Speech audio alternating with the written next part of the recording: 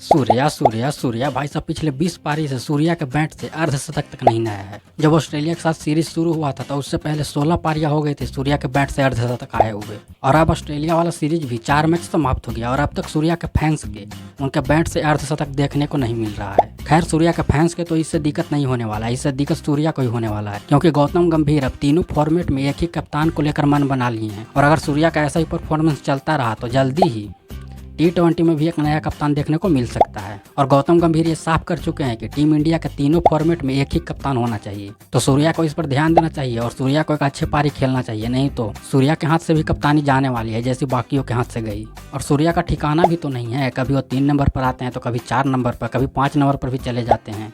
ऐसे में कैसे काम होने वाला है? पिछले मैच में ही देख लीजिए, 4 नंबर पर आए हैं, 3 नंबर पर शिवम दुबे को भेज दी। तो अगर आने वाले मैचों में सूर्या के बैट से अगर रन नहीं निकलते हैं तो उनके कप्तानी पर साफ खतरा मंडरा रहा है। जैसे सूर्या को वनडे फॉर्मेट से निकाला गया वैसे ही T20 से भी निकाल दिया जाएगा अगर सूर्या ऐसे ही करते रहें तो। और अगर सूर्या को T20 वर्ल्ड कप 2026 खेलना है तो इन्हें अपने बैट से रन बनाना ही होगा, जो कि पिछले 20 पारियों से रन का सूखा है। और अगर सूर्या को T20 से कप्तानी से हटाया जाता है तो यह तो तय है कि शुभमन गिल को कप्तानी दे दी जाएगी, और अगर शुभमन गिल को कप्तानी मिली तो T20 में भाई साहब मेरे हिसाब से तो T20 में शुभमन गिल अच्छे नहीं है। शुभमन गिल की जगह T20 में यशस्वी जायसवाल को खिलाना चाहिए। आप इस वाले मैच को ही देखिए तो इस वाले मैच में ही काफ़ी धीमी बैटिंग की है, जो कि T20 के हिसाब से अच्छी नहीं है। तो मेरा तो ओपिनियन इसमें यही है कि अभिषेक शर्मा के साथ यशस्वी जायसवाल को T20 में ओपनिंग कराया जाए।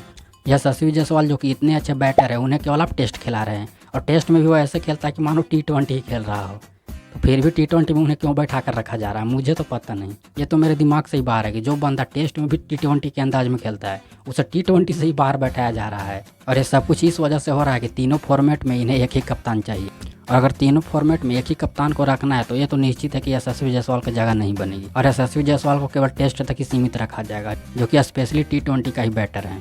खैर आगे आने वाले मैचों में देखते हैं कि सूर्या के बैट से रन निकलते हैं या नहीं। अब ऑस्ट्रेलिया के साथ केवल एक ही मैच बचा है, तो सूर्या को अगर सवालों से बचना है तो इस वाले मैच में तो रन बनाना ही होगा। खैर आप सबकी इस पर क्या राय है? T20 में क्या नया कप्तान होना चाहिए या सूर्या को ही T20 वर्ल्ड कप 2026 तक कप्तानी करनी चाहिए? आपका ओपिनियन क्या है इस चीज़ को लेकर, जरूर से बताएं।